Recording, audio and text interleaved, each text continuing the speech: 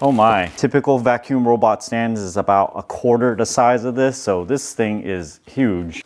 User manual, a quick start guide, a pole, another pole, AC adapter with this interesting triangular plug, accessory kit, another box here, some kind of stake thing. There's a lot of stuff in here. Screws, RTK reference station, and this is an antenna here. The main robot. Let's get this out first. Got this piece, which is the main charger, and nothing else on the bottom. I don't know if this is intentional, but it has the color scheme of a stormtrooper, glossy white with black accents. Remove the foam at the bottom. Peel these guys off.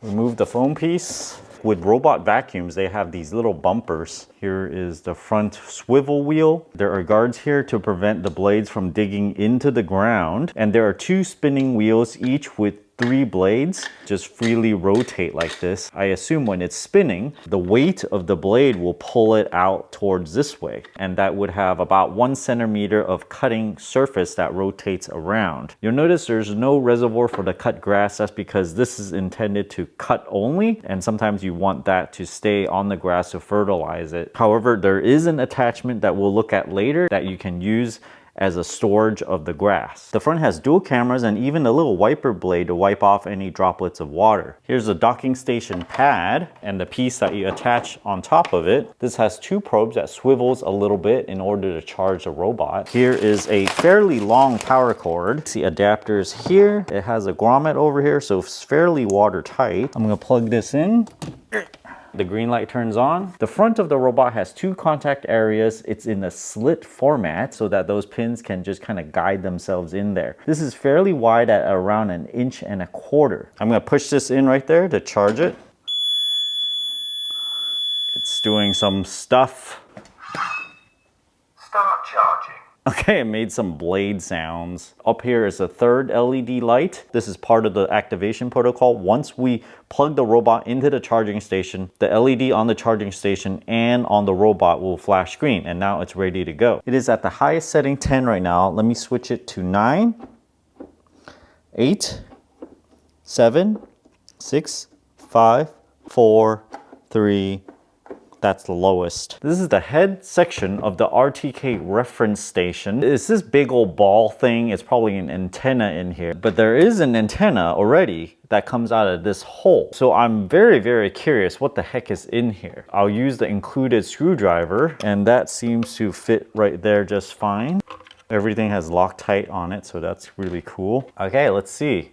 A watertight plastic container with a seal all the way around, and it needs to have certain amount of clearance above the antenna. There's 8 antennas here. Seems to be pointing at every direction. This glossy goop that's on this PCB, it makes this completely waterproof. So even if moisture gets in here, it's very, very resistant to dew or condensation. Power goes into the bottom, and this light color wire is a 50 ohm cable that goes up to the antenna element on top. There's also an array of LEDs to indicate that it's on. Attach the 3 screws.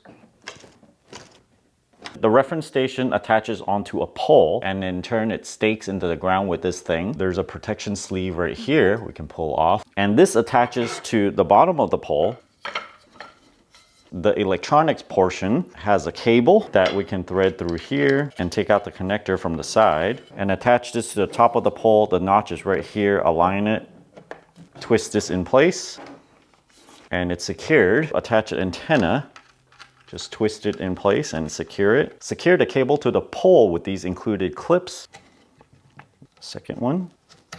And we'll attach this pole. It's about 6 foot 6 inches off the ground. You can connect the reference station to this using the same power supply as a robot, or if you want to locate the reference station somewhere else, you can use a separate power supply here. Both connectors are the same. If you don't want to use the one on the charge station, you can store it away inside here. There's also a self-emptying lawn sweeper kit. With this, it really becomes automatic.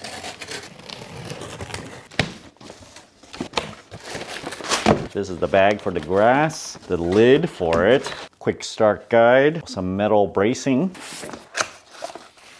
the same screwdriver that came in the original kit, some attachment plates with screws, and here's the main unit. Here's something else, the handle to the whole thing, to be installed at the bottom of the Yuka.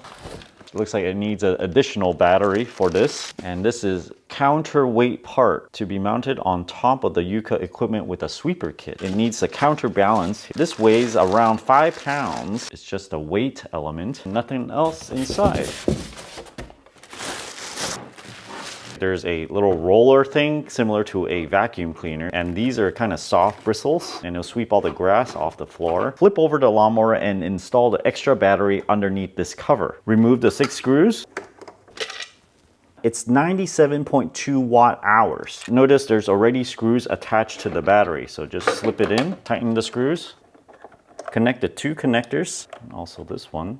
Dress the cable so they go down the side so they won't get clipped when we put the cover back on. Notice that it has a seal right here, so it's fairly watertight. Put the cover back on, retighten the screws.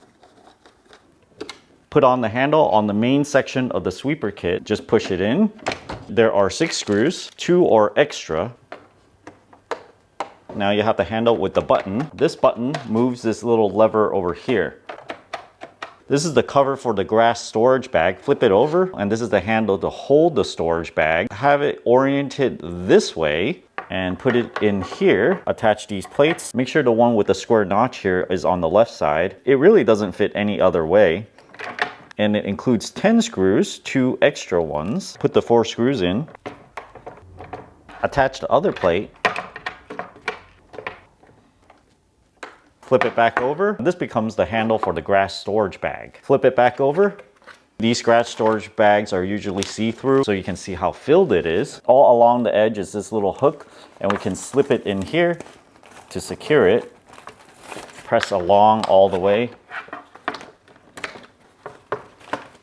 Attach this brace wire, slip it over this rubber piece here along this front edge. Also on the other side. Make sure this brace goes into that hole right there and also over this notch. Finesse it a little bit, get it in there. Flip it to the other side and do the same thing. When it's done, it'll look like this. The grass storage case just kind of loosely sits on the sweeper. This is pretty typical of lawnmowers. I can lift it up to empty this. On the sweeper kit, there are these big notches on either side that goes on these notches on the robot. Fit that right over, and this will click into place.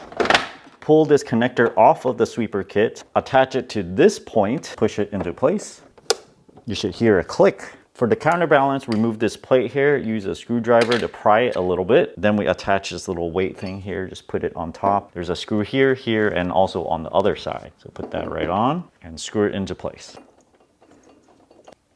Robot-wise, this looks really awesome. There's also this RTK wall mount kit,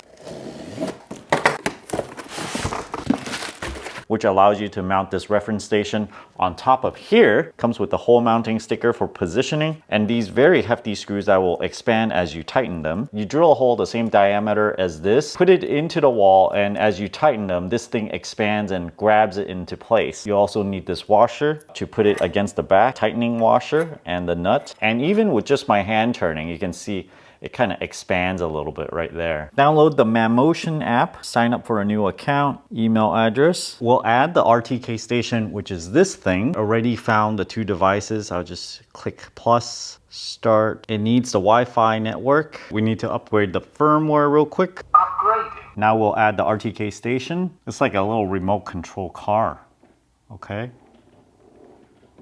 This won't actually work unless we're outside because it uses satellites. So let's go outside and see how this does. I'll put the usage of this device in a separate video and I'll leave it down in the video description below. If you guys are interested in this product, check out my affiliate link down in the video description below. Thanks for watching this video. Until next time.